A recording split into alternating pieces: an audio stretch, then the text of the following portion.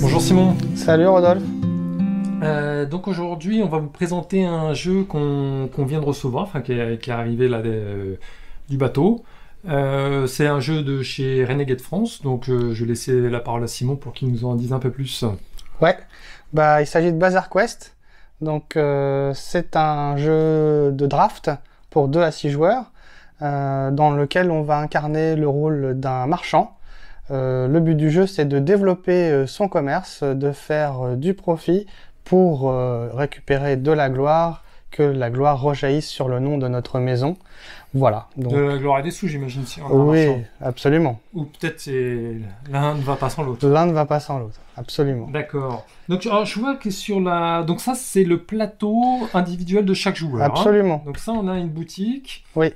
Et toutes les boutiques, ce que j'ai regardé, toutes les boutiques sont différentes. Oui. Donc on a chacun son ambiance et tout ça. Exactement. Donc ici, ça c'est les phases de jeu en fait. Oui, c'est les 6 phases successives qui vont se dérouler à chaque tour. On va respecter cet ordre-là. Okay. Donc la plupart des phases sont des phases simultanées où on joue en même temps. D'accord, ce qui permet d'aller d'être rapide oui. Et de limiter les temps d'attente. Oui. Ok, donc comment ça se passe? Donc déjà, qu'est-ce qui se passe? Il y a une menace, c'est ça, sur la ville? Oui, absolument. Donc il y a 3 monstres qui vont se succéder, qu'il va falloir combattre pour pouvoir mettre fin à la partie. Quand les 3 monstres auront été vaincus, ça sera la fin de la partie. On pourra chacun compter notre magot et notre réputation. Et c'est celui qui aura accumulé le plus qui sera déclaré le plus grand marchand de la ville. Donc il y aura un monstre l'un après l'autre. Ces monstres ont des valeurs d'attaque, de défense, ils ont aussi des valeurs... Des petits pouvoirs, ils ont et puis ils rapportent des sous. Exactement. Ok, et donc on a dit que c'est pas nous qui allions attaquer les monstres. Non, pas directement, non, parce que c'est un peu dangereux, donc... Donc ce sont des aventuriers, c'est ça? Oui, c'est des héros. Des aventuriers, on va montrer 2 comme ça pour l'exemple. Donc là, par exemple, j'ai un mage. Oui. Qui a une capacité d'échanger des objets, c'est ça, troc? Oui, lui, quand il arrive en jeu, on va pouvoir récupérer un objet supplémentaire et se défausser d'un autre. D'accord. Et donc là, j'ai un barde avec un magnifique sombrero. Et lui, quand il arrive...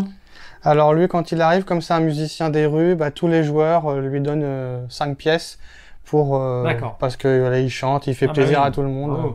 Voilà. Mais du coup, d'accord, on va essayer de récolter les pièces des autres et celles qu'on a dépensées nous. Voilà. Donc tous les joueurs, tous les héros, quand ils arrivent en jeu, hop, on leur attribue l'argent qui est noté, plus les 5, voilà, pour de chaque joueur. Voilà. Alors je vois aussi que donc ces cartes ont des petites icônes. Absolument. Donc ces icônes de classe, il y en a 4 couleurs, vert, rouge, jaune, bleu, vont correspondre aux cartes objets qu'on va vendre aux héros. Parce que le but du jeu, c'est d'équiper les héros avant qu'ils ne partent au combat. Donc ça c'est, donc vous voyez une pile d'objets, il y a de quoi faire. Il y en a 112. Les objets, donc ça c'est là où il va y avoir une phase de draft. Absolument. On va recevoir une main. De 4 cartes. De 4 cartes. J'en choisis un, je te fais passer, etc. Voilà.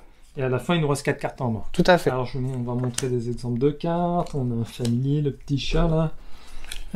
Et effectivement, un casque magique qui fait rien. Oui. Et il est magique avec des guillemets. Une épée sainte et tout ça. Ouais, voilà. Alors, donc là, on retrouve les icônes. On retrouve les icônes sur les côtés. Et on voit bien qu'effectivement, un casque, une armure ou une épée sainte, ça n'a pas trop intéressé notre mage ou notre barde, quoi. Hein. Oui, parce que là, ce sont des icônes de classe bleues, donc qui sont plutôt des icônes de classe de guerrier. Et donc là, pour cet exemple-là, on n'a pas de guerrier à équiper, donc ça collera pas. D'accord. Récupérer ces cartes-là.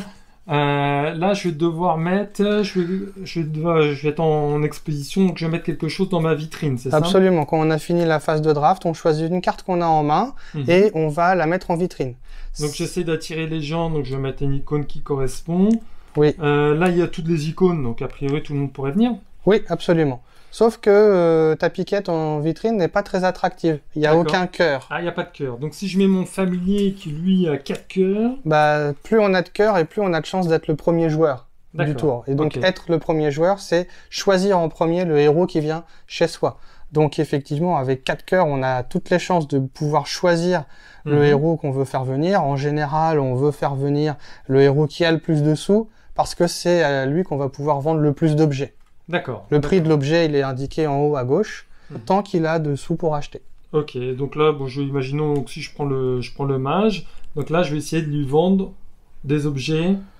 Autre que celui de ta vitrine, Ah. parce que celui qui est en vitrine est invendable. C'est D'accord. juste pour attirer dans le Voilà. magasin. Donc là, en fait, le seul objet, si j'ai pioché ces cartes-là, que je peux lui vendre, c'est ma piquette. Voilà. Et donc, il va partir un peu bourré à la chasse au dragon. Et voilà. Ça va pas forcément l'aider, mais au moins, il ira de bon cœur. Oui, mais toi, tu gagnes 10 Et sous. moi, j'ai gagné 10 sous, d'accord. On fera la monnaie. Ok, donc il part avec ça. Donc là, en gros, on a ses caractéristiques. Donc il a 3 et 1 en défense. Il va pas aller très loin, on imagine. Oui. Oui, parce que quand on va résoudre la phase de combat, bah, on va révéler une carte aventure pour chaque héros, Mhm. aléatoirement. Et donc, ça va améliorer ou détériorer les Ouais. capacités. D'accord. Ou, ah oui, non, là c'est pire. Je défausse un équipement au hasard. Bah, je défausse la piquette, c'est pas plus mal. Oui, Euh, mais ça suffira pas à résister. Alors, si on est face au dragon, oui, là, il le faut dragon, beaucoup c'est un costaud. boss de fin de niveau. Bon, Mhm. il est très fort. La résolution de combat, c'est qu'on va comparer la force d'attaque du héros avec la force de défense du monstre et inversement, la force d'attaque du monstre avec celle du héros. D'accord. Donc, si le héros a fait des valeurs égales ou supérieures, il réussit à la fois son attaque et sa défense. D'accord, donc on gagne des points de victoire si on arrive si on arrive à le taper, si on arrive à y survivre. Exactement. Inversement, et puis donc on le blesse. Mhm. S'il a autant de blessures qu'il y a de joueurs, bah, le monstre est vaincu, on pourra en prendre un autre et avancer comme ça dans la partie. Si on réussit donc ses attaques et ses défenses, on gagne des points de gloire, les fameux points de gloire qui nous permettront d'avoir les points de victoire en fin de partie. Mhm. À l'inverse, si le héros ne résiste pas à l'attaque du monstre, D'accord. Donc après toute cette phase d'aventure, le truc c'est qu'on va pouvoir améliorer notre boutique. absolument. Donc là j'ai quoi? Donc j'ai 2 choix. Oui, alors à la phase d'amélioration, avec les sous que tu auras gagnés précédemment, tu peux décider librement soit de recruter des employés. Ouais, d'accord. Donc là, c'est des types d'employés. D'accord. Donc, ils vont rajouter, si votre héros possède une icône de classe guerrière ou ils infligent des dommages en plus. D'accord. Donc lui, il améliore, il part à l'aventure. En gros, enfin, il améliore l'équipement de l'aventurier, quoi. Absolument. Et sinon, on peut aussi améliorer les capacités de la boutique. Donc, soit la capacité de stockage pour garder des cartes, voilà, d'un tour sur l'autre, ou la capacité de la vitrine pour la rendre de plus en plus attractive. C'est-à-dire qu'on pourra rajouter 1 ou 2 objets en plus dans la vitrine pour avoir la chance de toucher l'ensemble des héros. Comme ça, on aura vraiment le choix de qui vient dans sa boutique. Et surtout, d'essayer d'être le premier joueur à choisir, parce que c'est plus fort. Ouais, donc là, j'imagine que mon familier peut devenir la mascotte de ma boutique, quoi. Exactement. Et en plus, ça s'améliore encore. Je peux avoir une vitrine plus 2, une Exactement. réserve plus 2. Donc d'avoir plus de cartes en main, plus Voilà. de choix, etc. Plus d'employés. D'accord. Mais tout ça, si on dépense de l'argent pour investir dans le développement de son commerce, c'est de l'argent qu'on n'aura pas en fin de partie, qu'on ne pourra pas convertir en points de gloire. Donc il faut trouver un équilibre ou faire des choix. Ok. Et donc tu disais, donc les points de gloire, c'est la chasse aux monstres, Oui, mais c'est aussi les sous. c'est aussi les sous, et puis c'est aussi certains pouvoirs de héros qui nous permettront de gagner plus de gloire en fonction de certaines situations. Certains monstres aussi, si on les défait d'une certaine manière, on arrivera à avoir des points de gloire supplémentaires. Voilà. Mais D'accord. le cœur des points de victoire, c'est vraiment le combat et la vente. Ok. Donc si les héros ont survécu, donc ils vont rester, mais ils seront pas. Faudra à nouveau les réattirer dans la boutique, Oui, parce que d'autres pourront s'en servir. Oui. Et par contre, l'équipement que je leur ai vendu, il va rester pour la non, suite. non, l'équipement, l'équipement, il a chaque fois, il servi au combat, il est usé. D'accord. Donc, c'est l'obsolescence programmée des objets de combat. Ouais. Et donc, ça oblige les héros à revenir dans la boutique. Et entre chaque, alors ça, c'était un boss de fin de niveau, mais entre chaque tour, on va redonner des sous aux héros D'accord. après le combat pour Ah. qu'ils puissent revenir dans la boutique. Ok. Ouais, ça c'est s'ils ont survécu, ça c'est si le monstre est vaincu. C'est ça. Exactement. Ok. Ok, très bien. Et donc, il me semble qu'il y a une petite surprise là pour cette, Il y a cette édition. absolument une surprise. Dans la première édition française qui est collector, il y aura le paquet de cartes pour jouer en mode solo. Donc c'est une extension qui était en dehors du jeu initialement, qu'on a voulu mettre dans la boîte de départ pour que les joueurs puissent aussi s'entraîner ou jouer solo en fonction de leur goût. Ok, eh ben, très bien. Eh ben, écoute, merci pour ce beau bazar. Avec plaisir. Il n'y a plus qu'à ranger ou y jouer maintenant. Voilà.